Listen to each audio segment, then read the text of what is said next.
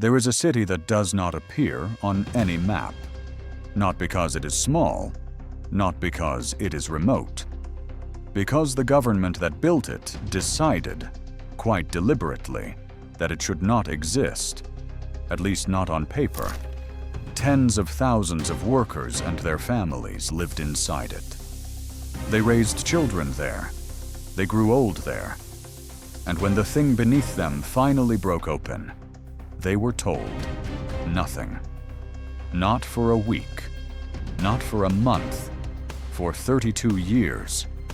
And here is what makes this different from every nuclear disaster you have ever heard of. When the truth finally began to surface, the government that uncovered it buried it again. Not Moscow this time. Welcome back to Dark Ledger.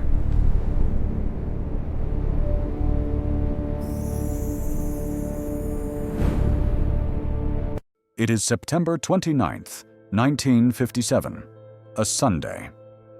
In the southern Ural Mountains, women hang washing on the line. Men tend wheat and potato. Children play near a river that has, for the past 8 years, been carrying something invisible and lethal through every village downstream. But no one has been told. The city with no name sits at the center of all of it. Its residents call it Chelyabinsk 40. On Soviet maps, the region around it is simply blank, an absence, as if the mountains themselves had been erased. Inside that absence, the Mayak Production Association, the Soviet Union's first nuclear weapons facility, built in 3 years by approximately 40,000 construction workers, including Gulag inmates and Axis prisoners of war.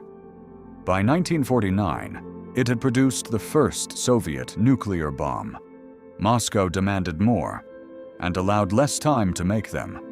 As a result, 17,245 workers received radiation overdoses between 1948 and 1958.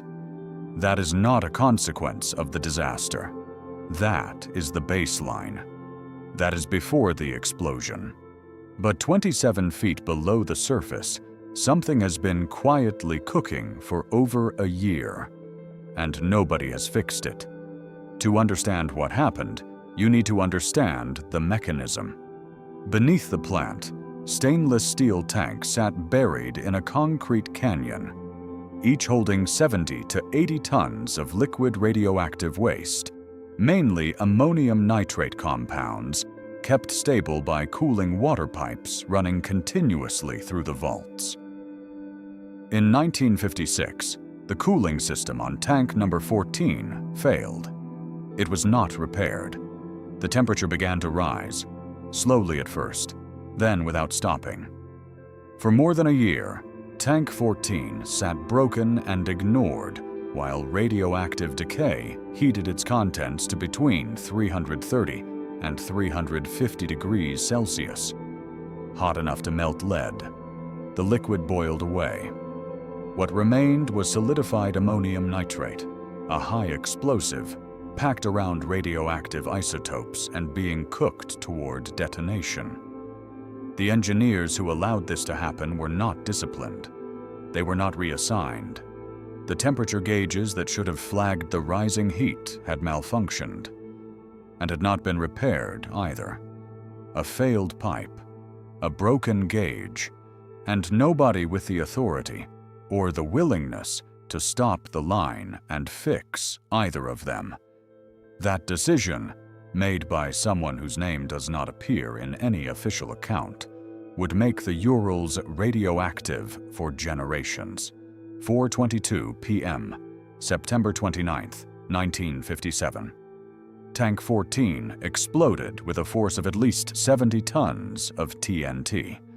The 1-meter-thick concrete lid was blown into open air.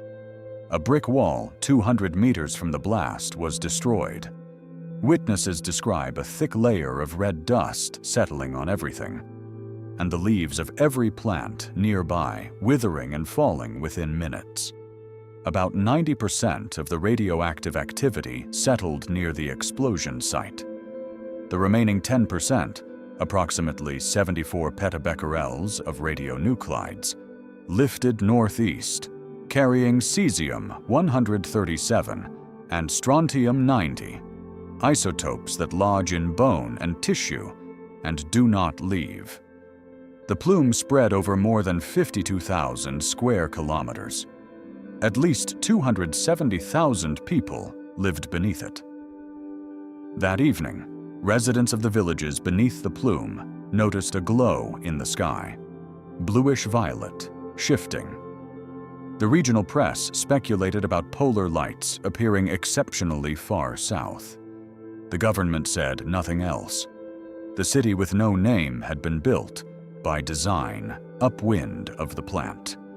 Chelyabinsk 40's residents were protected by geography, by the same planners who had poisoned everyone else. A week after the explosion, the 1,100 residents of 3 towns, Berdyanish, Zatlikovo, and Galakeva, were evacuated.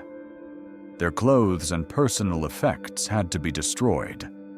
But those were the closest villages. For the dozens of settlements further along the contamination trace, Hesitate's evacuation would not come for nearly 2 years. In some villages, it did not come until residents were already presenting with symptoms. Doctors in those areas were forbidden from writing the word radiation on any diagnosis. The illness was recorded under an administrative label, special disease.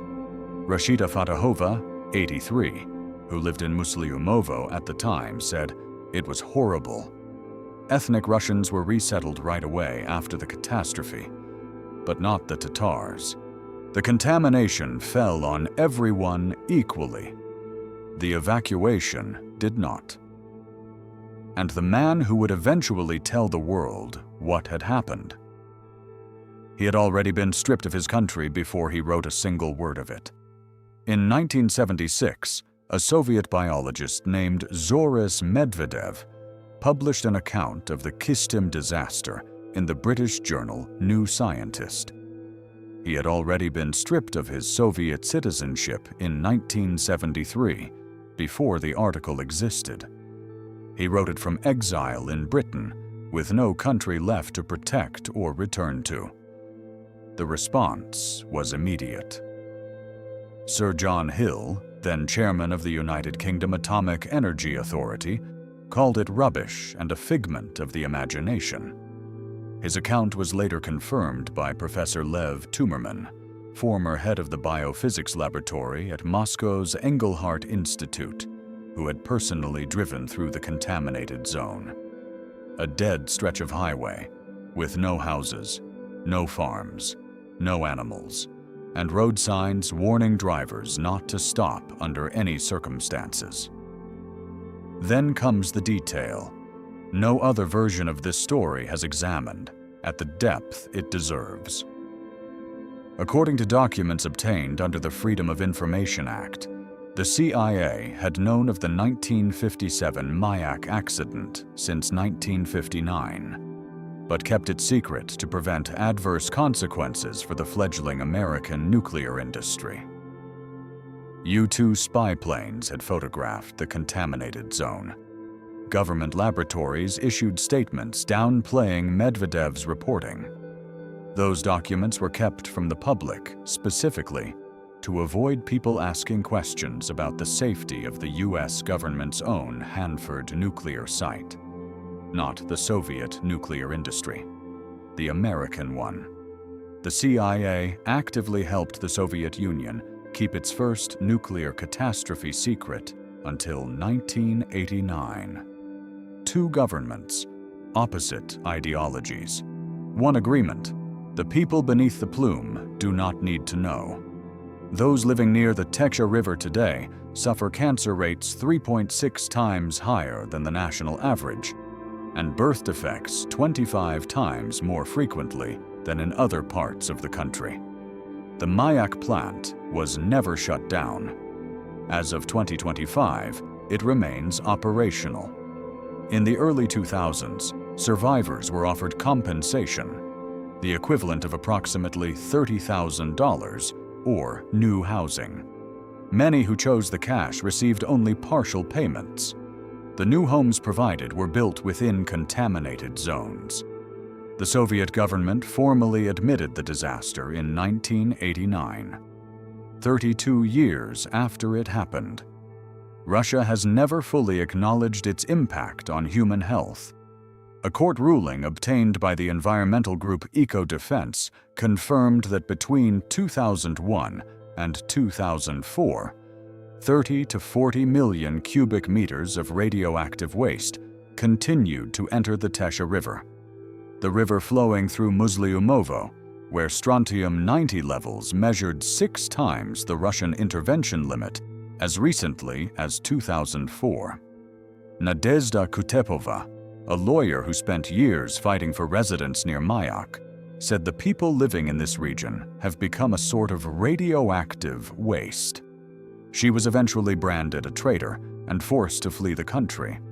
The city that does not appear on any map produced the Soviet Union's first nuclear bomb, exposed an estimated 270,000 people to radioactive fallout in a single afternoon, and was protected by silence from 2 governments simultaneously. It is still there. It still runs. And the Teka River, carrying what it has carried for 70 years, still flows through villages where children swim in it, because no one has told them not to.